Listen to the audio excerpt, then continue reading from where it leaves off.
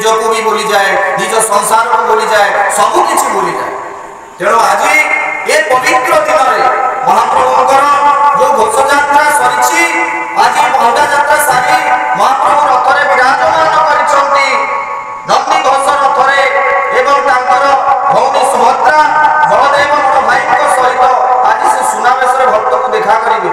ତେଣୁ ଆଜି ଯେଉଁମାନେ ଆସିବା ପାଇଁ ଚାହୁଁଛନ୍ତି ସେମାନେ ଯଥାଶୀଘ୍ର ଆସି ସେଇ ମହାପ୍ରଭୁଙ୍କର କୃପା ଭିକ୍ଷା କରନ୍ତୁ, ତାଙ୍କର ଆଶୀଷରେ ନିଜକୁ ମଜ୍ଜିତ କରିଦିଅନ୍ତୁ, ମନର ଆନନ୍ଦର ସୀମାକୁ ତାଙ୍କ ସହିତ ମିଶେଇ ଦିଅନ୍ତୁ।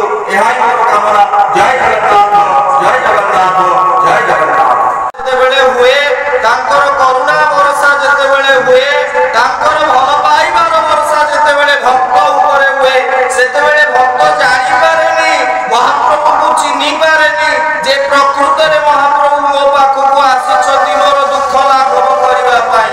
ମଣିଷକୁ ଦୁଃଖ, ଯେତେବେଳେ ମଣିଷ ଦୁଃଖରେ ଅଧୀର ହୋଇଯାଏ, ସେଥିପାଇଁ ଭଗବାନ ଶ୍ରୀକୃଷ୍ଣ ଗୋଟେ ଗୀତାରେ ଲେଖିଥିଲେ, ଦୁଃଖେଷୁ ଉଦ୍ବିଗ୍ନମନା ସୁଖେଷୁ ବିଗତ ସ୍ପୃହ। ଦୁଃଖରେ ଅଧୀର ହୁଅ ନାହିଁ କି ସୁଖରେ ବିଗସ୍ପୃହ ହୁଅ ନାହିଁ। ଦୁଃଖ ଆସୁଛି, ତାପରେ ସୁଖ ଆସିବ ନିଶ୍ଚିତ ଭାବରେ। ଜଗତର ପିତା, ସମସ୍ତଙ୍କର ପିତା, ସମସ୍ତଙ୍କର ନାଥ ସିଏ, ସମସ୍ତଙ୍କର ବନ୍ଧୁ ସିଏ, ଭଲ ପାଇବାର ପୂଜାରୀ। ତାଙ୍କ ପ୍ରତି ନିରନ୍ତର ଭଲ ପାଇବା ଦରକାର, ଆତ୍ମାରୁ ଭଲ ପାଇବା ଦରକାର, ହୃଦୟ ଭିତରୁ ଭଲ ପାଇବା ଦରକାର। ସେ ଭଲ ପାଇବା ପାଇବା ପାଇଁ ହେଲେ ମଧ୍ୟ ତାଙ୍କର ଆଶୀଷ ଭିକ୍ଷା କରିବା ନିହାତି ଜରୁରୀ।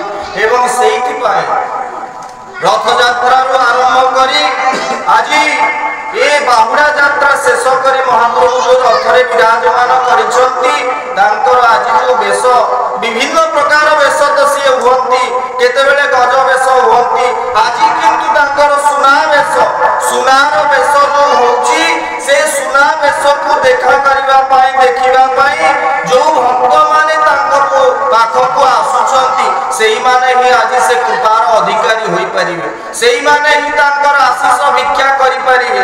ଯୋଉମାନେ ଆସିନାହାନ୍ତି ସେମାନେ ନିଶ୍ଚିତ ଭାବେ ଘର ପାଖିଆ ଲୋକ, ଗାଡ଼ି ଫେଲ ହେଲା ଭଳିଆ ସେମାନେ ହେବେ। ତେଣୁ ଆପଣମାନଙ୍କୁ ଅନୁରୋଧ, ଯୋଉମାନେ ଅଛନ୍ତି ପାଖ ଆଖରେ ଏବଂ ଯେତେ ଦୂର ପର୍ଯ୍ୟନ୍ତ ଏ ଆତସବାଜି ଶୁଭୁଛି, ଆସି ଦର୍ଶନ କରନ୍ତୁ ମହାପ୍ରଭୁଙ୍କୁ। ଏ ସୁଯୋଗ ସବୁବେଳେ ମଣିଷ ହାତକୁ ଆସେ ନାହିଁ, ସବୁବେଳେ ସୁଯୋଗ ହାତକୁ ଆସେ ନାହିଁ। କଥାରେ ଅଛି, ଗୋଟେ ପ୍ରୋଭର୍ବ ଅଛି, ଅପରଚୁନିଟି ନକ୍ସ ଦି ଡୋର ୱାନ୍ସ। ସୁଯୋଗ ଥରେ ମାତ୍ର ନିଜ କବାଟ ପାଖରେ ଧଡ଼ ଧଡ଼ କରେ, କିନ୍ତୁ ଆଜି କଳିଯୁଗ ସୁଯୋଗ ସବୁବେଳେ ଆସେ, କିନ୍ତୁ ମଣିଷ ଜାଣିପାରେନି। ସିଏ ହେଲେ ଦୟାର ପୂଜାରୀ, ତାଙ୍କ ପ୍ରତି ସେ କୃପା ରହିଥିବା ଦରକାର। ନିଶ୍ଚିତ ଭାବେ ଏ ସୁଯୋଗ ସମସ୍ତଙ୍କ ପାଖକୁ ଆସେ ନାହିଁ। ସମୟ ନେଇ ମଣିଷକୁ କେତେ ଦୂରରେ ଠିଆ କରେ, ସେଇ ସମୟ ହିଁ କେତେବେଳେ ମଣିଷକୁ ତଳିତଳାନ୍ତ କରିଦିଏ, ତା ସେ ବୁଝିପାରେ ନାହିଁ। କିନ୍ତୁ ଯଦି ସେ ସମୟ ଟିକକ ମଧ୍ୟରୁ କିଛି ସମୟ ସିଏ ସେଇ ମହାପ୍ରଭୁଙ୍କ ପାଇଁ ଦେଇଥାଏ, ଭଗବାନଙ୍କ ପ୍ରତି ଦେଇଥାଏ, ସକାଳେ ହଉ ବା ସନ୍ଧ୍ୟାରେ ହଉ ବା ନିଜ ମନ ଭିତରେ ହଉ ବା ନିଜର କର୍ମ ଭିତରେ, କର୍ମ କ୍ଷେତ୍ରରେ ବି ହଉ, ତାହେଲେ ନିଶ୍ଚିତ ଭାବେ ସେ ତାର ଡାକ ଶୁଣନ୍ତି, ତା ପ୍ରତି ତାଙ୍କର କୃପା ସବୁବେଳେ ବରସିଥାଏ ଏବଂ ସେ ହିଁ ତାର ସବୁ କାର୍ଯ୍ୟକୁ ସିଦ୍ଧି ପ୍ରାପ୍ତି କରିବା ପାଇଁ ତା ପାଖରେ ଠିଆ ହୁଅନ୍ତି। କରିବା ପାଇଁ ଚାହୁଁଛନ୍ତି, ଆସି ମନ୍ଦିର ପ୍ରାଙ୍ଗଣରେ ଉପସ୍ଥିତ ରହନ୍ତି। ଦୟାର ଠାକୁର, କରୁଣାର ଠାକୁର, କୃପାର ଠାକୁର ସିଏ। ତାଙ୍କର ଆଶୀଷ, ତାଙ୍କର କୃପା, ତାଙ୍କର ଦୟା, ତାଙ୍କର କରୁଣା ସବୁବେଳେ ଭକ୍ତମାନଙ୍କ ଉପରେ ରହି ଆସିଛି। ଭକ୍ତର ହିଁ ସେ ଭଗବାନ, ଭଲ ପାଇବାର ପୂଜାରୀ ସେ।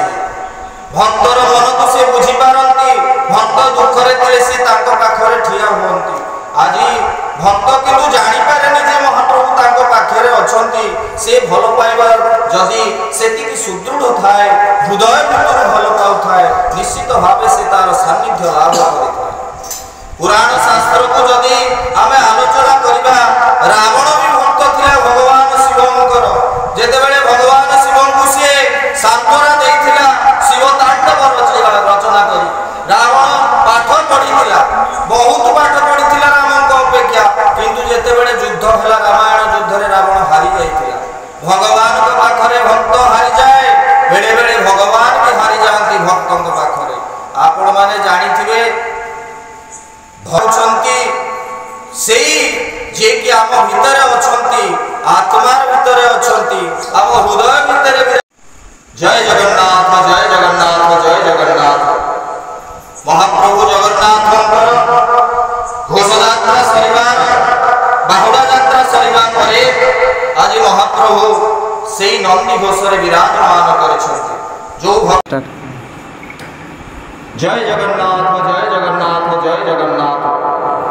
महाप्रभु जगन्नाथंकर घोषयात्रा सरिबा बाहुड़ा यात्रा सरिबा परे आज महाप्रभु सेई नंदी घोषरे विराजमान करिसथि जो भक्त माने तांकर कृपाभिक्षा करिबा पय चाहुछंती आसी मंदिर प्रांगण रे उपस्थित रहंती।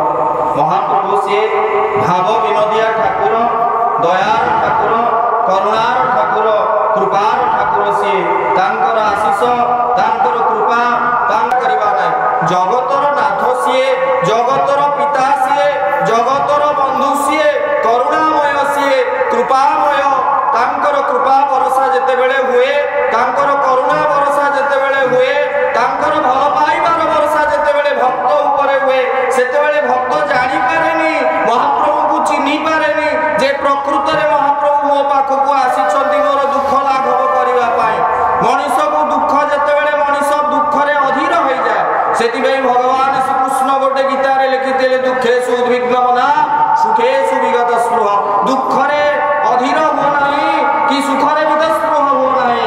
दुख आसुची ता सुनार बेश जो होची से सुना बेश को देखा करिबा पाई देखिबा पाई जो भक्त माने ताको पाखको आसुचंती सेही माने ही आज से कृपार अधिकारी होई परिबे सेही माने ही तांकर आशीष भिक्षा करि परिबे। जो माने आसी नांती से माने निश्चित भाबे घर पाखिया लोक गाड़ी फेल होला भलिया से माने हेबे।